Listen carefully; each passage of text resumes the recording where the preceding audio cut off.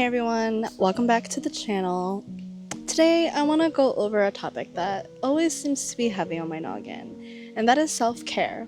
Specifically, self-care for creative, self-care and mental well-being have become one of my top priorities, and I know many of you can relate. I've realized that taking care of ourselves is so crucial for not just surviving, but truly thriving creatively and enjoying life to the fullest. It's easy to dive deep into our work and overlook our own needs, but neglecting ourselves can really hold back our creativity. Today, I want to share some practical tips on how to take care of ourselves as creatives and some thoughts on keeping a healthy mindset. Whether you're a full-time artist, a part-time creator, someone pursuing creative ventures as a hobby, a busy professional making time for your art after work, or a student in a creative field, this video might be helpful for you. The first tip that I want to talk to you today is about incorporating physical activity. First up, so let's talk about the role of physical activity in self-care. I know it's the one doctors, mothers, your old man neighbor always talks about, but hey, they are onto something. Engaging in physical activities that you genuinely enjoy can really stress and help clear your mind. Whether it's kickboxing, hiking, biking, or even just a casual stroll around the block, find something that feels more like fun than a chore. If you're a gym rat, holla frickin' Luya, you're on another level, my creative surname. I wish that was me. For me, my favorite active things to do would have to be a good stretch session or easy yoga session. I love stretching, I love yoga, my body feels so loose afterwards. Yoga encourages us to tune into our physical sensations and breathe. So not only does it help me relieve my physical tension and improve flexibility, but it helps me practice mindfulness. I know some creatives, me too, are hunched over your work, which is like causing back and neck pain all day, and physical activity can really combat the shrimp back. The second tip that I want to go over today is to go outside. Haha, here I am. Now, speaking of walks outside, let's not forget like the importance of actually getting outside. Not physical activity is great, but like incorporate some physical activity outside, even if it's just a little stroll. We often spend so much time indoors, especially when we're deep into a project, and that can mess up our heads. Trust me, I spent 8 hours editing my last YouTube video. I barely saw daylight that day. Just make it a habit to step outside, whether it's a walk in the park, a bike ride, walk your dog, or a day trip to the lake. It can refreshen your mind and lift your spirits and really ground you. One simple way that I ensure I have outdoors time daily is I take my dog on a walk. It's so simple but so effective. It's like I go on a mini adventure when I stroll around the neighborhood. I like to find a grassy spot in the park or even like in my backyard and just hang there for a while with the dog while we both roll around in the grass. Remember guys, go touch some grass often. The third tip I want to talk today is about disconnecting from art or your craft altogether. After getting some fresh air, just keep your mind off of everything. Just disconnect it. It might sound counterintuitive, but spending time doing things that have nothing to do with your craft can be so freeing. Engage in unrelated hobbies or interests, or just take a break to recharge. These activities can help you unwind and could even spark creative ideas. No, but seriously, put the pencil down, okay? Go cook that bread you like, go sing karaoke, practice your roller skating, play that game you've been meaning to play that's been on your list. Maybe you can do these things with friends, so that way you're not tempted to seep in work time. Just dedicate this to everything non-creative, craft related. All things in balance. Some things that are not art related that I enjoy sprinkling in throughout my month is activities like trying out a new recipe. I love cooking. I love finding new recipes and trying them out. I love playing video games. I don't game as much as I used to, but I like to play my favorite games here and there. And I also love reading. So those are just things I try to fit in here and there that have nothing to do with me creating something. Make it a point to schedule regular hangouts with those who uplift you. When I say who's one person you feel great around or one person you love talking to, I'm sure at least like one person comes to mind. They don't need to be your BFF, your brother, maybe it's a work colleague, maybe it's a study buddy, maybe a gaming friend or your nephew, whatever. A simple coffee date, lunchtime at work, dinner, or even a Discord game night can do wonders for your mood. Recently, I was having a really tough week. It felt like everything was just compounding on me, and then something crazy came out of left field, and I was just so stressed. At the time, I wasn't actually aware of how heavy I was feeling until after I had a beach date with my two best friends. It was so crazy. We just randomly decided to let's meet up at the beach one day to casually hang out. We brought snacks, drinks, a speaker, a picnic blanket. We just sat there, hung out, yapped the whole morning and afternoon about everything and nothing. And let me tell you, it wasn't until that night that after I had gotten home, I realized that quality time I just had with my loved ones, my friends, it was so needed. It was so crazy because if I physically felt lighter, my mood was just brighter. I felt like this weight off of me was just I just felt so light and joyful. And laughter is the best medicine, so let's make sure to make time to have fun with our loved ones. The next tip I want to talk to you guys about today is to compartmentalize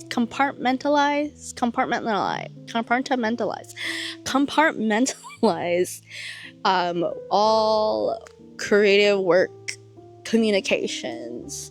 Again, you might be part-time, you might be full-time, you might be doing art as a hobby, whatever kind of communications pertaining to your creative endeavors, try to compartmentalize it. Keep it separate. Okay, so as you take breaks, it's also crucial to set specific times for checking client emails, social media DMs, comments, email notifications on art supply orders, or whatever communication modes your art venture might have. Instead of letting your inbox control your day, designate specific times to deal with it. Try blocking out a couple times a day, maybe once in the morning, maybe once in the afternoon. This approach keeps you focused on your creative tasks without the constant distractions of incoming messages. This can help you enjoy your breaks without having to worry about work, business, or whatever. This small change has really improved my productivity. It allows me to dive deep into my projects without interruptions, making my creative sessions much more effective and my breaks much more enjoyable.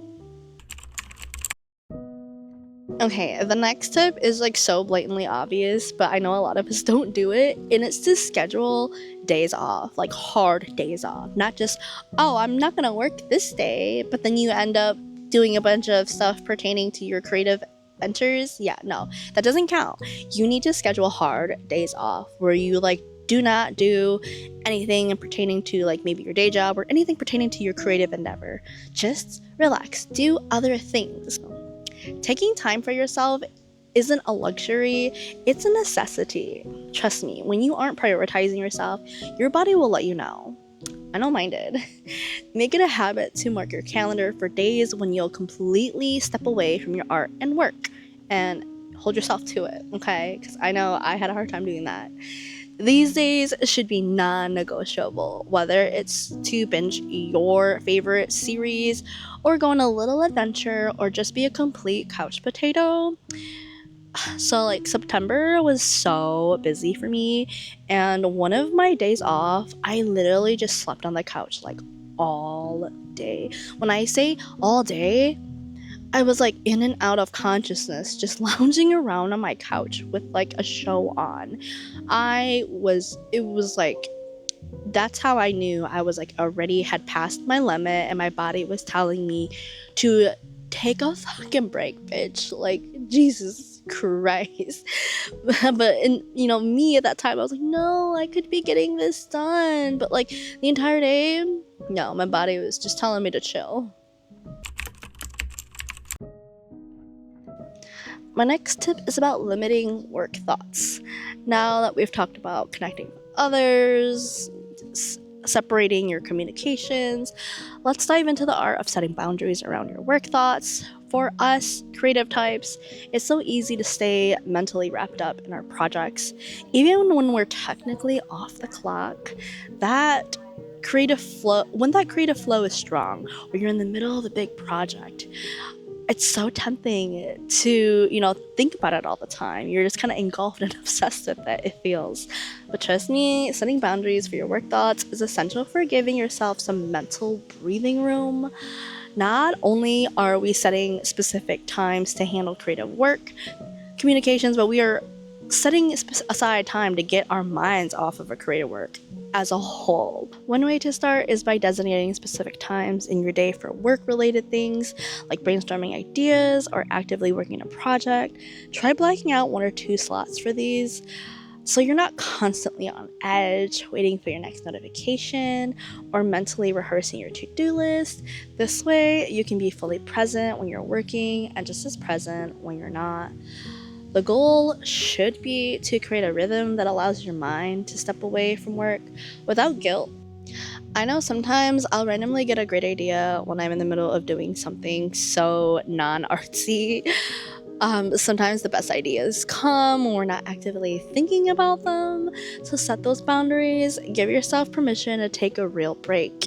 Seriously though, like, watch how more rejuvenated and motivated you feel when you dive back in.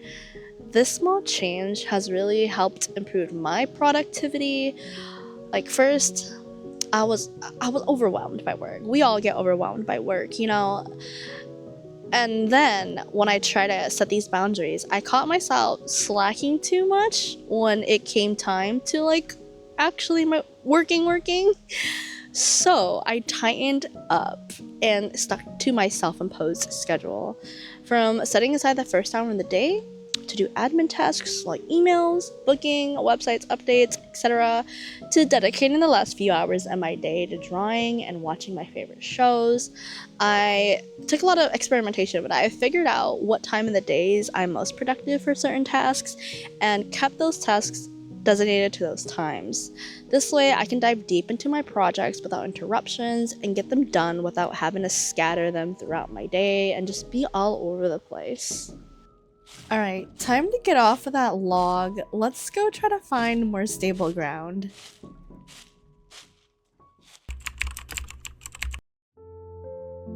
Now, from the remainder of the tips, I want to get into the mental well-being aspects of self-care for creatives. I like the importance of regularly reflecting on what might be blocking your progress. Personal issues often spill over into our professional lives and vice versa. So it's crucial to recognize them and address them. Keeping a journal or taking some quiet time to think about what's been holding you back lately can be incredibly beneficial. Maybe it's self-doubt, stress, external pressures. Recognizing these blockages is the first step to overcoming them. Now, I've had moments where I felt creatively stuck, only to realize that I was stressed about something completely unrelated. And once I identified that issue, it became much easier to move forward with my work. The only reason I'm able to sit here today and talk to you about this, about what has helped me and what I think might help you, it's because I took the time to self-reflect on my journey and my own progress and assess what might be hindering me, Was it me? Was it external forces? Was it something I did or something I didn't do? Or how I was handling something that I could have done better to change the outcome? This next tip, I feel like a lot of artists, creators, oftentimes might lose sight of, especially when you're in the thick of it. I want to talk about like having a pure relationship with your craft. So this is all about reconnecting with the core of why we create in the first place. And one key way to do this is by cultivating a pure, unfiltered relationship with our craft. Remember when you were a kid and you just drew or painted or built things for the sheer joy of it? There were no followers to please, no clients, no likes, no comments, just the thrill of creating something new purely for yourself. I know. Great times. Reconnecting with that childhood creativity can be such a powerful way to tap into your passions for what you do. Take a moment to just fester it in your memories. Think back to what it felt like to create with no expectations, no rules, no fear, no judgment, when art was just fun. As adults, the pressure and expectations of showing, selling, or promoting our work can weigh so heavily, often making us lose sight of that simple joy. But by reflecting on those early memories, we can remind ourselves of a time when art didn't come with strings attached. It was a total space of freedom, experimentation. Try making something just for you every now and then without thinking of the end product or if it's good enough to share. Just let yourself get messy, experiment, enjoy the process all over again. This can be so healing for us creatives because it strips away the need for validation. It's about nurturing the part of you that creates because it just feels right, not because it looks right to others, okay? Over time, practicing this can cultivate a deeper and healthier relationship with our own crafts, bringing us closer to the authentic joy that sparked our passions in the first place. I often find myself reminiscing about the carefree days of my childhood when I would draw for hours every day. Just thinking about it and reflecting back on it, it keeps me grounded in reality and reminds me of like what has happened in the past and my truth and why I started creating in the first place. I speak more about the importance of creating art that resonates with you in another video of mine. I will add the card up here. It will offer more insight on creating for you and how it could lead your craft to the next level, professionally and just self-fulfillingly. Another thing I want to go over today is addressing limiting beliefs.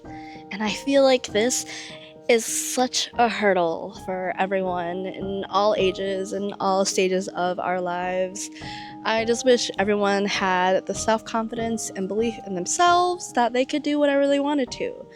But, the world is cruel and we get hammered down a lot, or, our conditions, and we were conditioned to think certain ways, and things in our past and experiences have jaded us to have this perspective about ourselves and our worth and so forth. But this is a vital part to maintaining mental health as an artist. You need to tackle those pesky limiting beliefs, okay? They like to sneak into our minds and we need to recognize it. You know the ones, the thoughts that tell you this piece needs to mean something profound, or if it isn't perfect, no one will like it. My products didn't sell, I might be a terrible artist, people hate me. Seriously though, these beliefs can be so exhausting and honestly a major roadblock to your overall well-being. And most of the time it's not even true. Like 100% of the time it's not even true. Like, calm down. Limiting beliefs as an artist can really hinder both creative and professional progress, making it crucial to recognize and address them like ASAP. Don't dwell in them. Thoughts like I'm not talented enough or my work isn't valuable often stems from a fear our past criticisms, and over time they erode our confidence. This lack of confidence can really affect how we approach our new techniques, how we showcase our work to potential buyers, because maybe you just don't want to post your stuff because you think it sucks, but trust me, people are gonna like it. And maybe you even view your own creative worth based on this outlook. By working to rewrite these thoughts and just like rewrite, Jesus, working to rework our neural passageways and, rework our mindset, it is so important. You will be relieved of the unnecessary pressure to be perfect. And you get to create a mindset that will encourage growth, risk-taking, and ultimately a more fulfilling artistic journey. Whew. I was hiking earlier and worked up a sweat, and now the wind is just blowing my hair all over the place. But hey, it's a beautiful day. I'm outside. I touched some grass. I touched some leaves. Got my pocket of leaves here. Yeah, I'm taking those home. Let me just take a minute to just enjoy this. It's autumn. It's my favorite time of the year. This is my favorite weather. It's just sweater weather. I love it. Of course, I had to film outside today. I'm making it work. My big tripod broke. I'm using my small tripod that's kind of flimsy, so I have to keep trying to hold it. And the wind is blowing, and whatever, I'm showing up. I'm here. And that's what matters. Alright. So let yourself explore, mess up, and try things that might not have worked before. Just, have fun. Let go of perfection as a goal. If you're willing to let your art be a journey, each piece you create, flawed, messy, or unfinished, becomes a part of your growth as an artist. The freedom to experiment without pressure is so important for cultivating a fulfilling long-term relationship with your creativity, with your craft, with your self-worth, with everything, really. Just learn to let go. Enjoy the little things, enjoy your process of creation, enjoy not being perfect, because perfectionism isn't real. I want to talk to you about an example that I have from my own journey. There was a time where I hesitated to share my own work because I didn't think it was good enough, but I learned that every piece holds value, especially when it reflects my journey and my feelings and just where I was at that time, what I was experimenting with, what my style was at that moment. Looking back on it now, I wish I was more present for my own creative growth to the world. Again, not everyone wants to or needs to be perceived online, but I wish I had the confidence back then to post my work, unfinished or not. I just wish I had posted it, to document it, to record it, and sooner start building a community and a business. Because now, after so many moves, I've lost a lot of pieces of work. I don't know what I know, but I don't have hard proof of where I was. I don't have hard markers for where I was in my artistic journey. It would be nice to look back on my feed and be like, oh look, back in 2012, this is what I was doing. And I used to have some of my older artworks posted on Instagram, but because of my self-doubt and just me being nitpicky over things, I deleted a bunch of stuff, and I really wish I didn't, because I love looking today. I love looking at other artists' portfolios throughout the year, and maybe not their professional portfolio, but their Instagram even, and just seeing where they were 5-6 years ago. And I just love seeing their growth and how far they've come and how their styles have changed, or what stuck and what didn't, and what mediums they use now versus before. It's so interesting, and I really wish I had that own timeline for myself. Now, let's talk about the dangers of self comparison. It's all too easy to scroll through social media and see other artists thriving, but remember that comparing yourself to others online is not even just online, in real life too, can be incredibly damaging. When you focus on that and what everyone else is doing, you can easily lose sight of your own path and progress. It's important to consider the unique circumstances that led other people to their level of skill and success. Maybe they've been in the game longer, or perhaps they face challenges that you don't know about. Remember, what you see online is often just a highlight reel. It's a carefully curated snapshot that doesn't often show the struggles, failures, or sacrifices behind the scenes. Everyone's journey is unique, and it's crucial to honor your own. Instead of measuring your worth against someone else's achievements, shift that focus inward. I need a water break. Okay. So, track your personal growth and celebrate your own milestones, no matter how small they may seem. Did you try a new technique? Did you like it? Did you not like it? Did you finish a piece you've been working on forever? Share your work with someone for the first time. Maybe you made your first post in a year. Maybe you made your first post ever. I don't know. Maybe you showed up to a gallery and pitched your art. Whatever your craft involves, curate my analogies to your own craft, because I hope that this is broad enough tips to help creatives of all types. But each step forward counts, and recognizing your own progress can build you the confidence that you need to keep going. Your creative journey is yours alone, and embracing that I can't talk right now. Individuality can free you from the chains of comparison and allow yourself to grow your own artistry. Alright, so now I want to talk about separating your self-worth from your art and craft. I know, crazy, radical, what? No, seriously though, it's so easy to tie your value to how well your art is received, how many likes you get on social media, how many sales you made. We've all been there, refreshing your feed, waiting for validation, and just waiting to see if what you've created has merit. But at the end of the day, your art doesn't define you. It's part of you, sure, but it's not the totality of your self-worth as a person. Think about it. There will be days when you create something that feels like a masterpiece, when everything just clicks, you just feel like on a high, and you're filled with that euphoric sense of accomplishment. And then there are days when it feels like you're pushing paint around with no real direction, and you might just feel meh.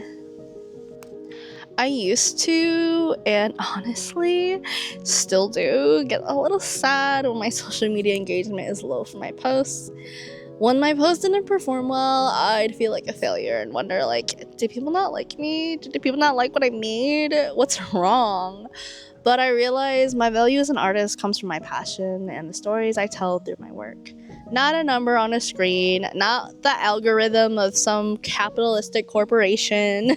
Okay, I'm cultivating a space mentally where I want to create for me, my business, and not to worry too much about getting thousands of followers or views, because I know in time, if I keep going, keep improving, everything will fall into place naturally. I have faith in that. In the beginning of my particular tattoo Instagram account, it took me 2 years to just get 4K followers. It might take me another 2 to get to 8K. Who knows? But that's okay. It's not about the numbers. I'm here for my journey. I'm here for my growth. I am somehow still making money doing my art, and it's dandy. Things are good.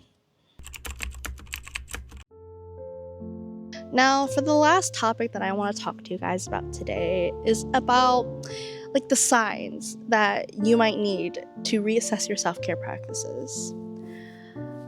If you're feeling constantly drained, uninspired, or unusually irritable, these can be a sign that your needs are being overlooked. Persistent fatigue or a constant sense of stress, even when you're not actively working, can be a sign that your energy levels are running low and you might need some replenishing. At the same time, when activities you once enjoyed feel like a chore or you struggle to find motivation, it might be a signal to your mind and body that they are calling for some much needed balance and rest. Part of prioritizing your mental health is also about taking accountability for your own well being. While it's easy to push through these feelings in pursuit of productivity or meeting deadlines, ignoring these signs can lead to burnout, which often takes a much bigger toll on your creativity and happiness in the long run. Recognizing when to slow down is actually a form of responsibility to yourself, ensuring that you function at your best and remain present in both your work and personal life. Remember, it's perfectly okay, necessary even, to hit the pause button and step back when things start to feel overwhelming. Self care is not a luxury, remember, it's the foundational part of maintaining balance and enjoying what you do. By prioritizing your mental health, you're not only ensuring your own well being, but also setting yourself up to return to your creative projects with renewed energy and inspiration. You need that energy if you want to keep creating, okay? Taking accountability for your mental and physical needs allow you to thrive both personally and creatively, sustaining a fulfilling and balanced life, which, we all could use a little more of. Alright, guys, that wraps up our discussion on self care for creatives. I want to mention again, I'm not a mental health professional. I'm just a regular woman who took the leap to pursue her passions full time and learned a lot along the way through my ups and downs life has thrown at me. I struggled with my own mental health, and I just wanted to create something that I wish I could have watched years ago to help me along on my journey, to give me a reassurance or just give me tips that I so badly needed. If you or someone you know needs mental health assistance, please consider reaching out to a professional. I hope these tips could offer you some insight in any way, shape, or form and encourage you to prioritize your well being alongside your creativity. Remember, taking care of yourself isn't a luxury, it's a must, okay? If you found this video helpful at all, please give it a thumbs up, subscribe for more content, and share your self-care practices in the comments below. Thank you so much for hanging out and watching the video. I'll see you next time.